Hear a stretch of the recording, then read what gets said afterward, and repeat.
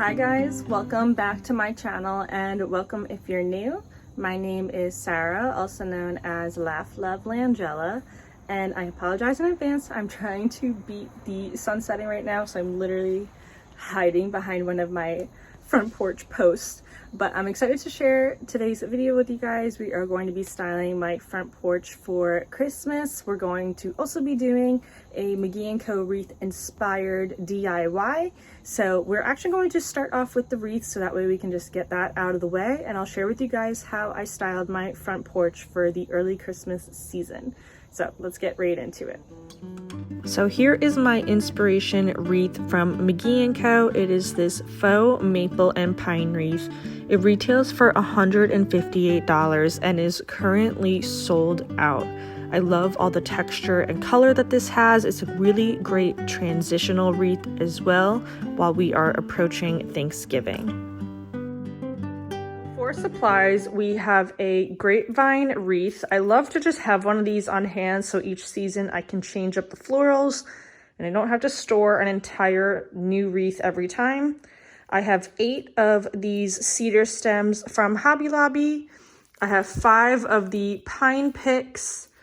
This stem was actually 2 stems from Michael's last year and I just cut them into smaller pieces. I used this on my wreath DIY last year, and that way I'm bringing in a lot of different texture and color. These leaf stems were from Hobby Lobby. They were originally white and I spray painted them this burgundy color to use.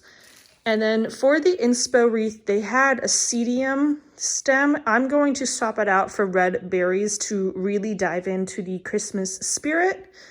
And lastly, I found this beautiful burgundy ribbon in the wedding section at Hobby Lobby, actually.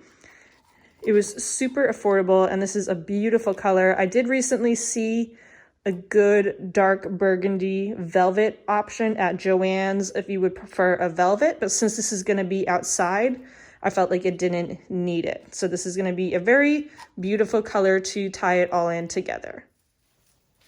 So I have found over the years, I have a much easier time assembling my wreath if it is hanging versus flat on a table. I'm able to just see how things naturally lay a little bit easier, and it makes the assembly process that much easier. So I'm starting off with a blank grapevine wreath. I picked mine up at Hobby Lobby.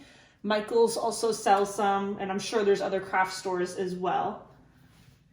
So we are going to start off with these cedar stems. These are from Hobby Lobby, and I like to just work with one type of greenery at a time, so that way I can make sure it is fully covering the wreath. I'm able to tweak it a little bit easier. So we're just going to push that one in, and it's okay if your stems are sticking out really far. I don't like to cut mine because I like to use them for so many different purposes. And I want options when I take this wreath apart, we can still use the greenery for something else. So when I'm adding my stems to my wreath, I like to have them all following the same direction. Think of it almost like laying down a garland. You're not changing your direction each time that you have a branch. They're all going the same way. So I like to do the same thing with my wreath so that it has a natural flow to it.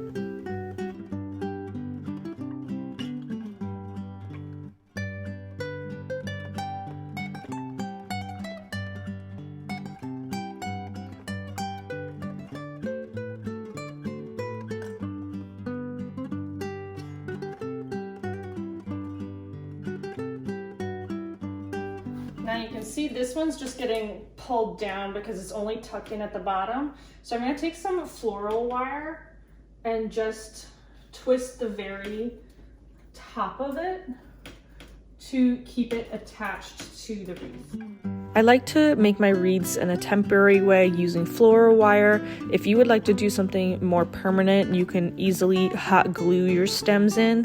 I just know myself, I like to change things up every year and season, and so this makes it easier for storage wise, and also I have more options for years to come.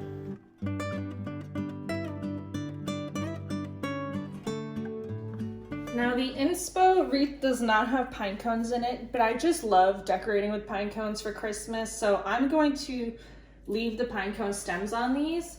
And then I'm gonna look for anything that has like a bigger gap on it and tuck these branches into those.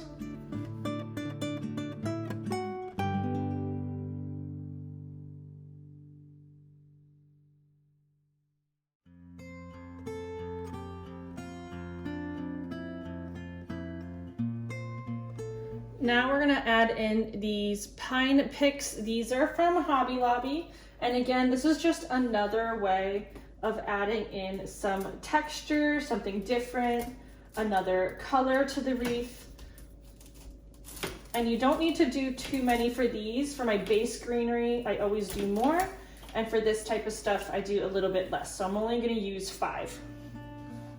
I love the wispiness of these pine picks. I feel like they add so much to the wreath. I actually used these recently on my Thanksgiving tablescape styling as well. They're just such a budget-friendly way of really enhancing a garland or a wreath.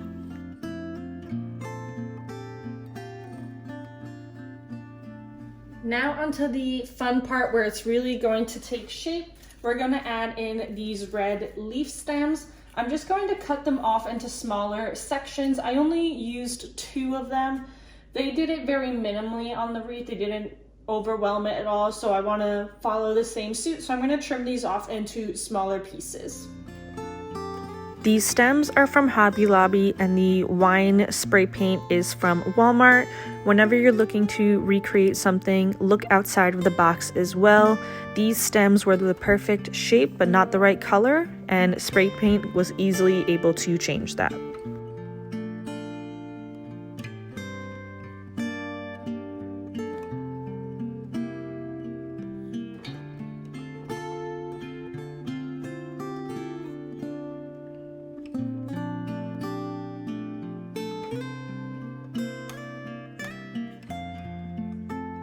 Now this is where I took a slightly different direction than the McGee and Co wreath. They had a cedium stem mixed in. I'm swapping it out for a red berry one to give it more of that Christmas touch.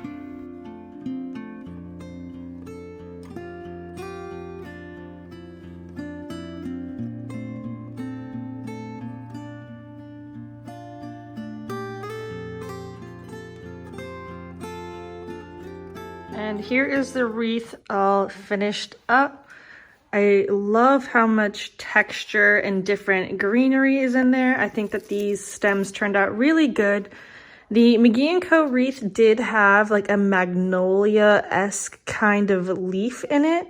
So I'm going to try to find something like that at Michael's or Hobby Lobby and I'll add it to it. I'm not going to do that today. And the McGee and Co one had some ribbon on the end, but it wasn't a bow. It was just kind of draped down. So we're going to add that and then bring it to the front door.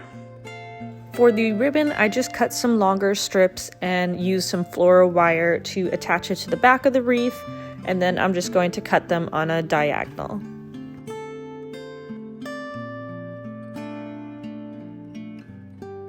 I'm so happy with how this DIY turned out.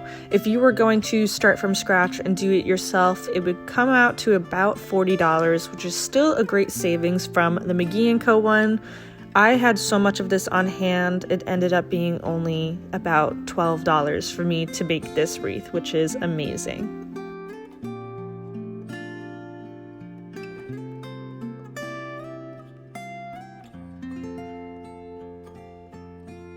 Now moving on to the porch styling, I'm quickly sweeping everything off and then I'm adding back that green and white mat that I got from Target a few years ago now, and this gingerbread house doormat is from Kirkland's.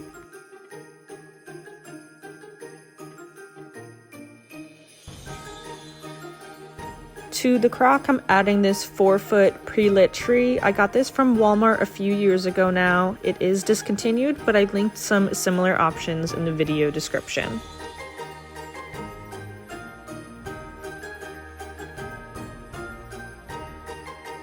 This metal gift box was from my grandparents. I have no idea where they got it from, but I always love to bring it out each season. Now you guys know how much I love my big gold bell from Kirkland's. This is actually from Hobby Lobby. They sell them in a white and a red color. This is the smaller size. It retails for $39.99, but Christmas is 50% off right now. First, I spray painted it this metallic oil rubbed bronze to give it a primer coat and make sure that I had a good solid finish before adding the gold. After it was dry, I came back in with the metallic gold leaf spray paint and spray painted that on as well, doing light coats to make sure there was no dripping. And here was a very simple way of making a Kirkland's gold bell at a fraction of the price. On the other side, I'm adding this DIY my son had done in school a few years ago. It's so cute. They cut the height of it to be the height of your child, and it's just so fun to see how much he's grown over the years. Now we're going to be adding in this pot as well as one of the Hearth and Hand trees from a few years ago. And here is a finished look at how everything turned out. I kept it nice and simple, but still festive for the season.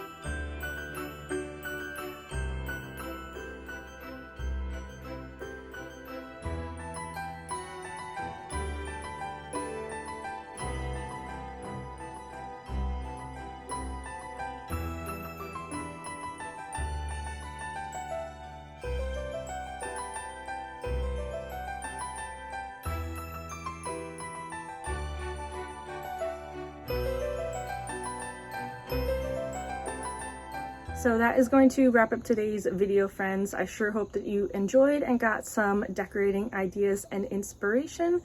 I still have plenty more Christmas inspiration coming your way, so if you're not subscribed already, I would love it if you would join my YouTube family. As always, thank you guys so much for tuning into my channel today, and I will see you in my next video. Bye guys.